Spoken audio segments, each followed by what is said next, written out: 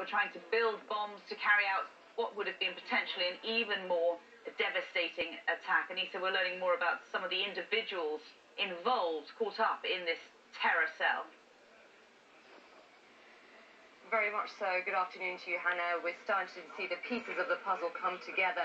The investigation focusing very closely on what was happening in the house behind me, Alcana, but also who was inside and what they had inside that house, what kind of explosives they had. But we're putting now names to faces, and that's all coming from the police.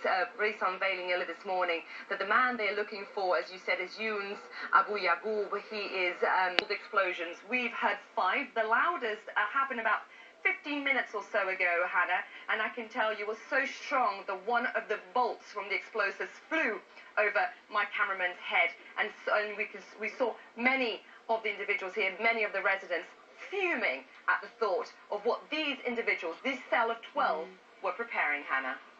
Wow, and with terrorists or potential terrorists still on the loose, on the run there in Spain, is the country experiencing a heightened sense of security? Very much so. I mean, up and down Barcelona, as I've been traveling, you've seen more police on the streets. Some of the tolls that we see here normally has 12 lanes. It was down to 1 lane, going through pretty much, seeing every car come pass by. On the coastal areas by the beach, you see police, armed police with guns, similar to the one that we are seeing here, Hannah. So there is a sense there is more police in the streets. I'm sure in Barcelona you'll start to see that. The Interior Minister saying today they're keeping the terror level the same at 4 out of 5, but they are increasing police presence on the streets, in particular when it comes to large crowds. Of course, you and I know this.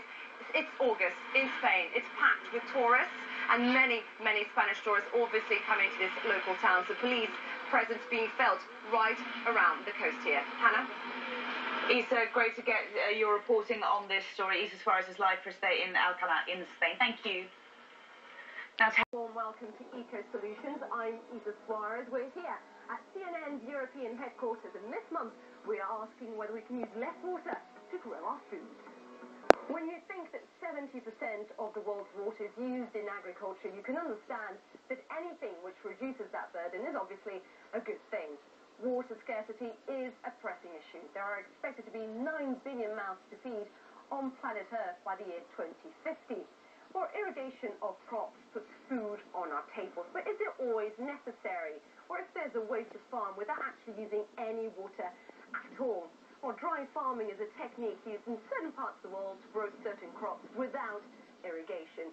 And today, in water-conscious parts of the world, such as California, farmers are under more pressure than ever before to be water-conscious, as we found out. Wine there without any water. When we come back, we'll be speaking to Bill Davies from Lancaster University. He has pioneered a way of growing his food with half the water we traditionally use. And unlike the dry farming you just saw there in our report, this technique can be done anywhere. And here's something else for you to think about as we go to break. The moment, of course, you've all been waiting for, this month's conundrum. To Eco Solutions, I'm Issa Soares. I'm joined now by Professor Bill for taking the time to speak to us here on Eco Solutions. I know you've pioneered a technique that is very important to the farming world, heavy waters. Long time trying to understand how plants respond to drought. I think it starts to defend itself, and some of used in more water-thirsty crops, such as rice, for example. Rice as well. The globe have come up with an idea, another manifestation of this partial drying, and they call it all. Let's be honest here, Professor. How much do you think farmers are to blame? They're just using too much water. Well, is there a cultural aspect to this too? Yeah, there is. Farmers How to cut your emissions at home.